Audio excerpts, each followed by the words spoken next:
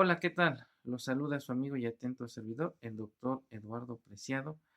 Soy el director general de Tecnológico Iberoamericano de la Ciudad de México, una institución educativa especializada en las ciencias jurídicas y forenses que actualmente oferta dentro de sus planes y programas de estudios la licenciatura en Derecho, en Criminalística y en Seguridad Pública, así como la maestría en Derecho de Amparo y la maestría en Sistema Acusatorio Adversarial.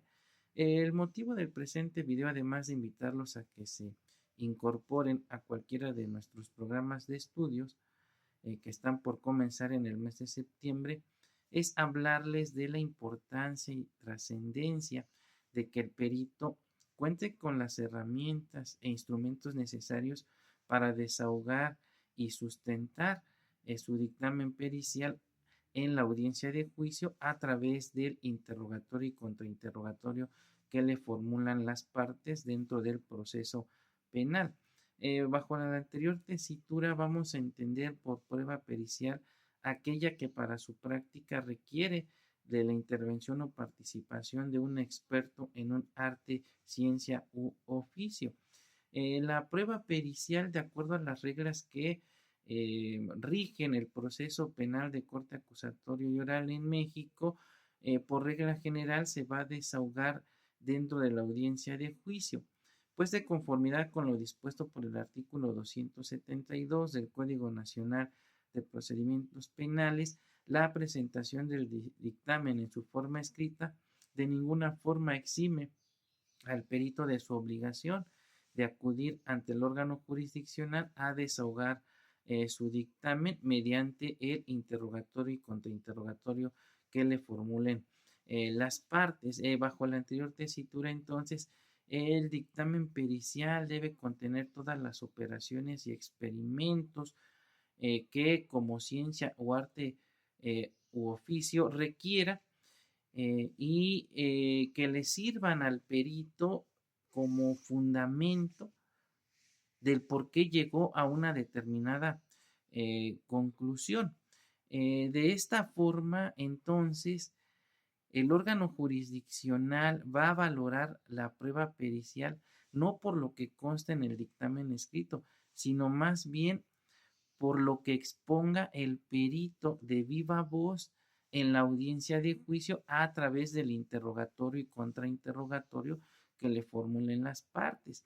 De esta forma, entonces, el artículo 271 y los subsecuentes del Código Nacional de Procedimientos Penales le dan la pauta a las partes para que realicen las preguntas que consideren pertinentes a fin de resaltar las posibles contradicciones que pudieran encontrar no solo en el dictamen pericial, sino en la persona del perito.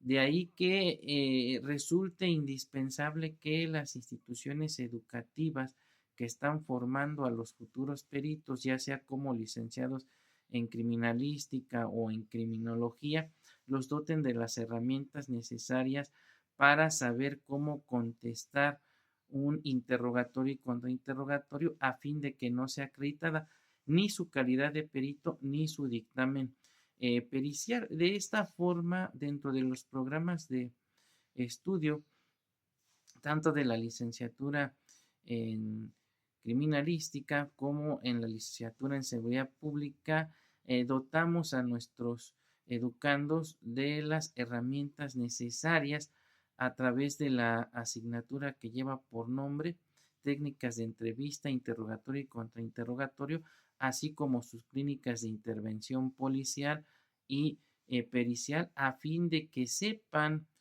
por lo menos los aspectos básicos que comprende un interrogatorio y contrainterrogatorio y cómo pueden acreditar tanto su persona como su dictamen pericial o cómo puede desacreditarse la calidad del perito como del dictamen pericial. Pero para entender con mayor precisión por qué es importante que conozcan de estas herramientas, vamos a ver dos videos donde podremos analizar en primer lugar a un perito que está perfectamente preparado y que sabe cómo contestar el respectivo interrogatorio y contrainterrogatorio que le formulan las partes, y otro video donde el perito no tiene ni la más mínima idea de lo que es un interrogatorio y contrainterrogatorio, y desde luego, al ser sometido a las preguntas que le formula la contraparte, desacredita su dictamen pericial. Pero vamos a ver los ejemplos. ¿Qué motivo te encuentras en esta sala de audiencia? Porque emití un dictamen en informática forense para verificar si había videograbaciones existentes de un DVR. ¿Qué DVR? Es un DVR modelo DVR 8-4580V de la marca Swan, de color gris. En ese dictamen que dices, ¿cuál fue el planteamiento del problema? Verificar que existieran videograbaciones correspondientes al día 19 de diciembre de 2020.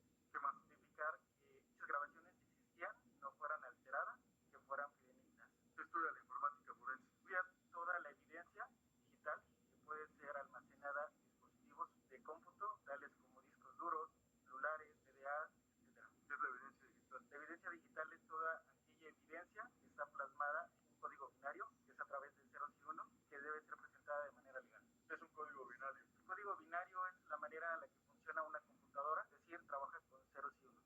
¿Para qué sirve el código binario? El código binario es toda la información que se almacena en una computadora. Un ejemplo es si existe la letra I, corresponde a un código binario que es interpretado por la computadora y mostrado de manera entendible a las personas. ¿Cómo se protege esa información? Objeción, señor sugestiva. Está contestando. Termine, por favor, a contestar. La información, en caso de la informática forense, siempre se utiliza bajo procedimientos de seguridad, tales como es el resguardo de la información a través de copias forenses. ¿Cuáles son los métodos y técnicas de investigación que utilizaste para realizar tu dictamen? Son dos métodos, analítico sintético y descriptivo. ¿Podrías explicarle a la señorita juez en qué consiste en tu dictamen? El primer método, que es el analítico sintético, que es cosa de 4 fases. La primera es identificar, la segunda es recuperar y preservar, la tercera es analizar, la cuarta es emitir conclusiones. Cuanto al descriptivo, significa hacer una redacción gráfica, fotográfica de los elementos estudiados. ¿Qué material utilizaste para realizar tu dictamen? Por favor, cada uno de los autos están dentro del expediente. Hablaste de un proceso de identificación y descripción del indicio. ¿Cuál es ese proceso? La identificación fue verificar que existieran videograbaciones del DVR mencionado en la fecha mencionada. ¿Cuál fecha mencionada? 19 de diciembre de 2020. ¿De qué hora a qué hora? De 1:35 am a aproximadamente 2:50 am. ¿Qué encontraste? Diversas grabaciones en la cámara número 5, que es la cámara que apuntaba hacia el objeto que se desea analizar o identificar. ¿Qué consiste en esas grabaciones? Consiste en identificar los objetos que aparecen. En este caso era la unidad que aparece en la carpeta de investigación. ¿Cuáles son tus conclusiones? Aparece una camioneta de la tipo Expedition, por Expedition, que corresponde, más bien es idéntica a la que se plasma en el perito de fotografía al momento de registrar la camioneta. Corresponden todas y cada una de sus características. ¿Por qué? Haciendo un análisis de la imagen, se puede verificar rines, color, los vidrios son polarizados, tiene defensas. ¿Cuál fue su conclusión a la que arribó, doctor? Le repito, lesiones que ponen en peligro la vida. ¿Por qué clasifica esas lesiones como de esa naturaleza, doctor? Toda lesión que interfiere o penetra cavidades ponen en peligro la vida. Muchas gracias. Son todos por la fiscalía. La defensa. Bueno. Sí. Nos acaba de referir un choque hipovolémico, ¿cierto? Sí, está descrito ahí. ¿Y a usted le consta? Está descrito con el nombre de los médicos que lo están afirmando, no yo. Por eso se pone en un certificado médico en base a el diagnóstico emitido por tal doctor, tal cédula, tal cargo y el diagnóstico. ¿Está bien? Repito, no le consta. Claro que sí, porque el paciente está inconsciente, está en choque. ¿Usted lo tuvo a la vista? Sí, no pude revisarlo, pero lo veía desde afuera del hospital, de terapia intensiva. ¿Nos dejan pasar? Para evaluar un choque hipovolémico, tiene que revisarlo usted, ¿cierto? Claro que sí.